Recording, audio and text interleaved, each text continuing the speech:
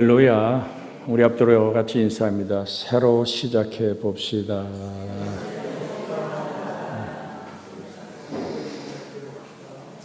여러분은 하나님의 나라의 구루터기입니다.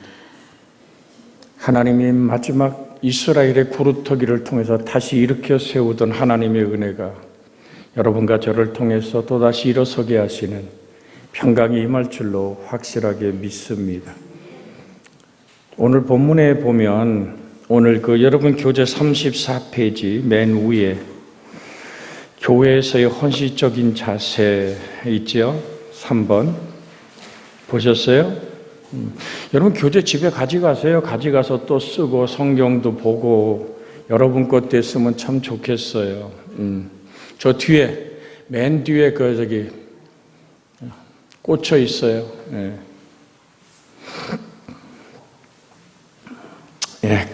같이 한번 읽습니다. 각자 이름 써서 가지고 다니세요. 학교 다닐 때 교과서 갖고 다니듯이.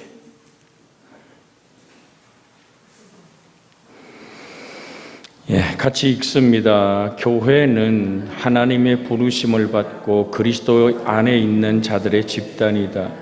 교회는 신자가 하나님과 신비적 교제를 가지고 성도들 간의 사랑의 친교를 가지고 은혜를 나누며 믿음을 지켜 나가는 것이다. 경경에는 교회를 그리스도의 몸이라고 하였는데 교회는 신자들이 항상 주 예수 그리스도의 생명적 관계를 맺고 있는 유기적 산 조직체이다. 따라서 교회에서 선택받은 직원들은 교회를 위해 헌신적인 봉사할 책임이 있다. 우리 에베소 1장 23절 읽고 우리가 사도행전의 말씀을 차근차근 좀 보려 그럽니다. 자, 에베소서 1장 23절에 뭐라고 되어 있죠? 같이 한번 읽습니다. 시작. 교회는 그의 몸이니 만물 안에서 만물을 충만케 하시는 이의 충만함이니라. 자, 이게 어떤 의미냐면 저를 좀 보세요. 하나님이 계시고 세상이 있다면 교회는 하나님과 세상 중간에 있어서 하나님의 뜻으로 세상을 다스리는 곳이에요. 다시 설명할게요. 교회 위치가 어디냐? 하나님, 세상의 중간에 하나님의 뜻을 따라 세상을 뭐하는 곳이라고요? 다스리는 곳이라고요. 그러니까 교회의 영향력은 세상을 변화시킬 수 있는 힘이 있는 거예요. 사실은 지금 읽었던 이 본문 자체가 지금 뭐냐면 사도행전 자체가 공산주의의 원리입니다. 그러니까 공산주의자들이 지금 막스 레닌이나 오늘 이렇게 막스 엥겔스 같은 이런 공산주의의 창시자들이 이 성경 그대로 신학을 했던 사람입니다. 최고의 학문이 신학을 공부한 사람들이고 그러니까 목사나 사제가 되는 것이 아니라 이 사상을 가지고 전 세계를 변화시키는 이건 계시록에 이미 등장한 붉은 용이죠. 그래서 그들이 정말로 공산주의가 뭡니까? 똑같이 오늘 나누어서 사는 혜택의 나라를 만드는 거잖아요. 그러니까 엄격한 의미에서 저 북녘 땅은 공산주의가 아니라 한 가문의 독재 국가입니다. 자, 김정은, 김일성, 김오늘, 정일의 그 패밀리, 그 가족은요, 백성들이 굶어 죽는 거 몰랐다 그럽니다. 거기서 왜 사람이 굶어 죽어? 그때 고난의 행군 때 김정일이가 있을 때 고난의 행군 때 100만 이상이 죽었습니다. 기차역에 와서 쓰러져 자면 못 일어나는 거예요. 그렇게 수많은 시체를 치웠고 사실입니다. 저와 함께 이쪽 북쪽에서 와서 공부하는 우리 목사들 중에 북한 드나드는 목사 있습니다. 제가 이름을 밝히지 않겠지만 그들은 목도하는 거예요. 목도하는 거예요. 뭐를요? 지금 고난의 행군 직전처럼 북녘 땅이 힘듭니다. 그런데 핵 개발하고 어마어마한 별장을 짓고 자기들은 거기서 1인 독재로 여러분, 김정은의 눈에 지금 어긋나서 살아남을 사람이 어디 있습니까? 그가 죽여버린 사람도 3,000명이 넘지 않습니다. 그 그 모든 조직 중에. 여러분, 이 말씀을 드리는 건 뭐냐면 성경을 어떤 방향으로 접근하냐에 따라서 그의 열매가 달라진단 말입니다. 그러나 성경은 성경으로 해석하고 성경 말씀에 우린 순종하고 다가가기를 주의 이름으로 소원해 드립니다. 여러분의 목사의 소원이 뭡니까? 오직 예수만 여러분 속에 이루어지면 족합니다. 제 사상이나 신학이나 공부한 어떤 학문이 여러분과 만나는 것이 아니라 살아계신 하나님과 말씀이 만나면 족한 것입니다. 자, 오늘도 사람마다 두려워하는데 사도들의 말미암아 기사와 표적과 많이 나타났다라고 성경은 말합니다. 자, 우리가 교제에서 교회는 그 하나님의 부르심을 받고 그리스도 안에 있는 자들의 집단이다. 교회는 신자가 하나님 신비적 교제를 가지고 성도들 간의 사랑의 친교를 가지고 은혜를 나누며 믿음을 지켜나가는 곳이라고 분명하게 이 교제를 만들 때 썼습니다. 그렇다면 교회란 말 여러분 다 이해하시죠? 교회가 뭐죠? 여기 구원받은 성도의 부름받은 모임이 교회입니다.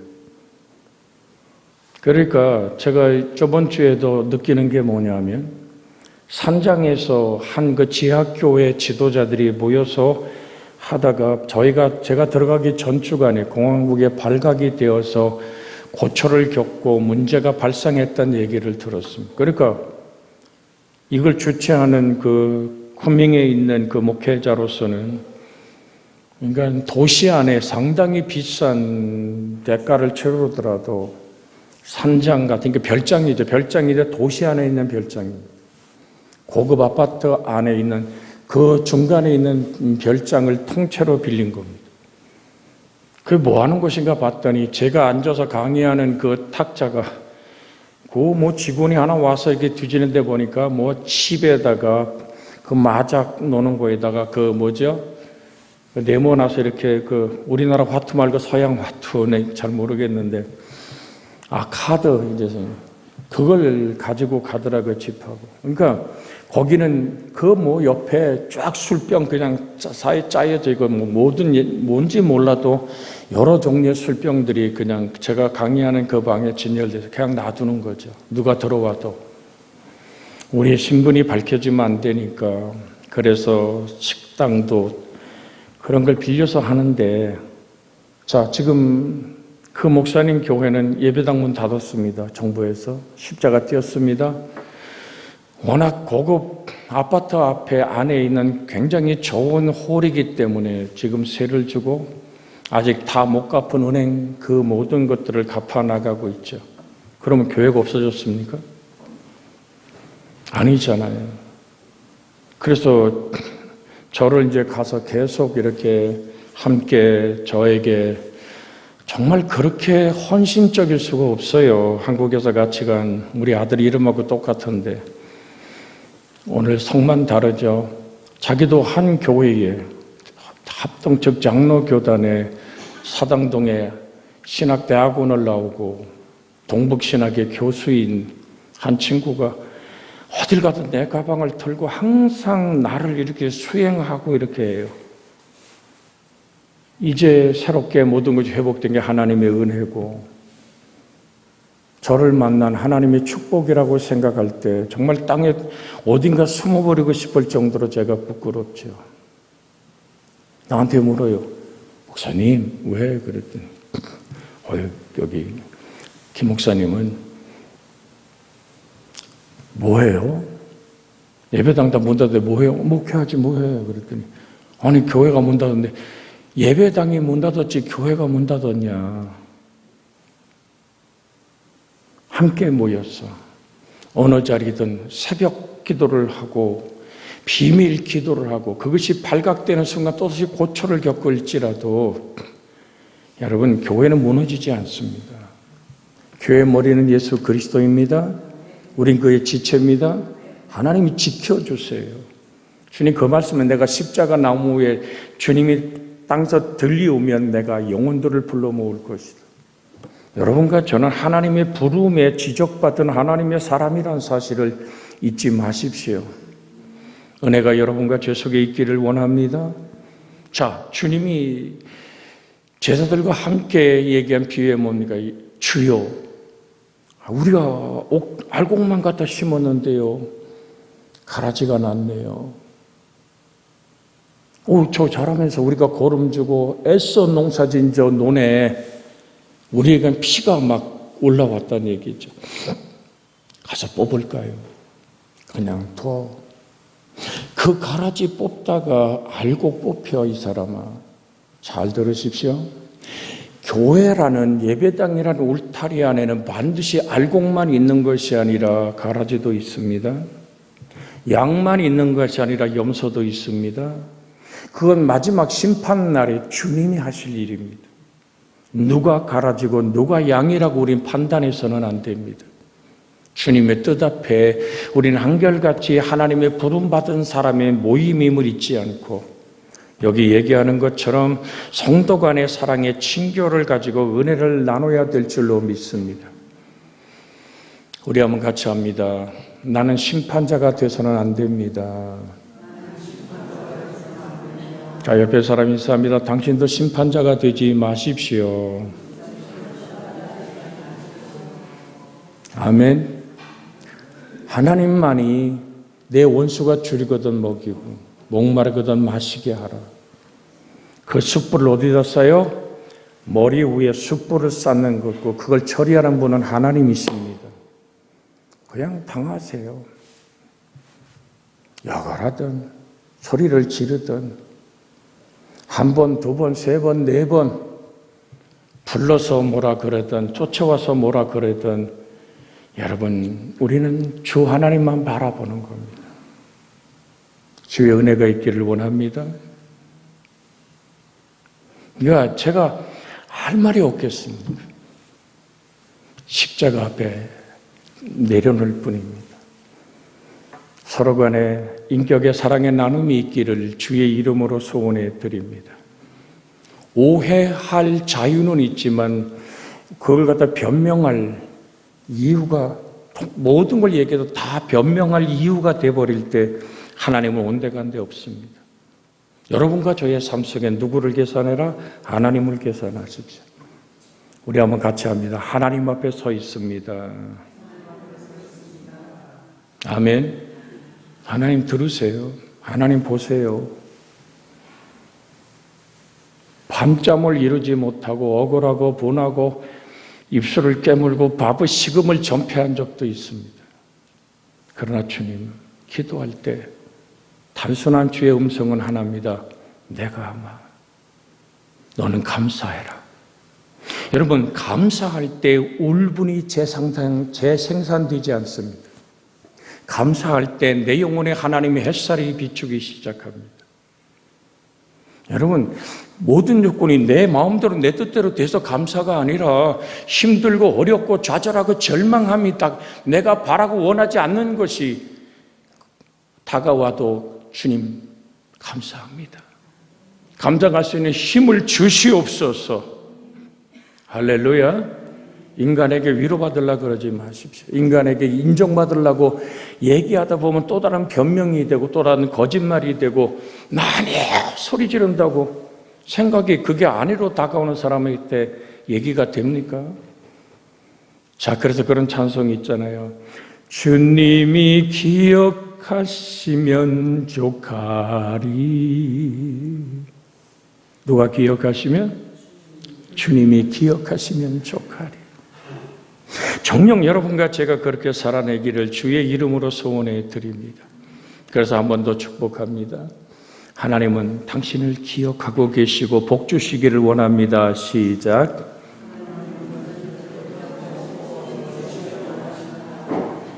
할렐루야. 그거 안 잊으면 돼요. 그거 안 잊으면 돼요. 여러분, 저도 수없이 사명 때문에 가지만 건강을 지키려고 왜 해외에서 노력합니까? 왜 해외 떠나기 전에 이런저런 예방을 하라고 얘기합니까? 들으세요. 외국에 딱 나가서 질병이 생긴다든지 불의의 사고가 딱 생기면 의료보험 됩니까? 외국에서 의료보험이 돼요?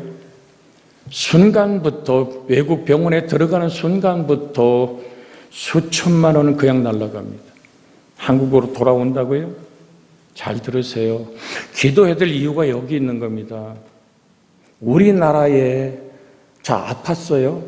그러면 비행기를 타고 우리나라로 돌아오면 의료보험이 돼요? 그런데 그냥 막 비행기 태워주는 게 아니라 환자용 비행기를 타려면 우리나라에서 환자를 수송할 수 있는 의사와 간호사가 외국에 들어와야 됩니다. 그거 없으면 해외에서 한국 못 들어옵니다. 그러면 우리나라에 지금 그런 의료 체제가 외국하고 돼 있습니까? 안 돼 있습니다. 법적으로는 돼 있는데 움직이질 않습니다.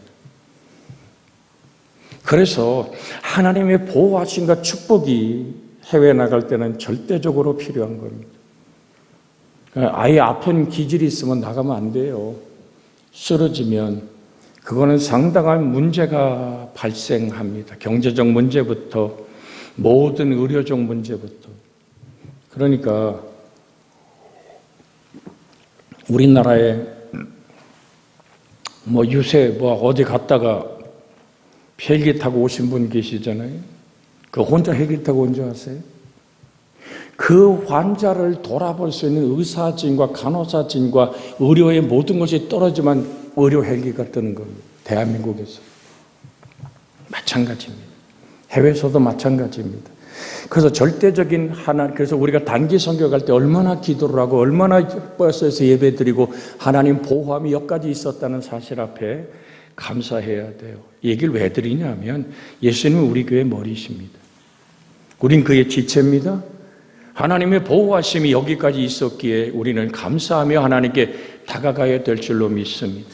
내 조건에 맞고 안 받는 게 아니라 하나님께 어떤 상황이 벌어져도 뭐하라? 감사하라. 그래서 골로새 4장 2절에 뭐라 그래요? 골로새서 4장 2절에 여러분 같이 늘 암송하던 귀절이잖아요. 기도를 뭐하고?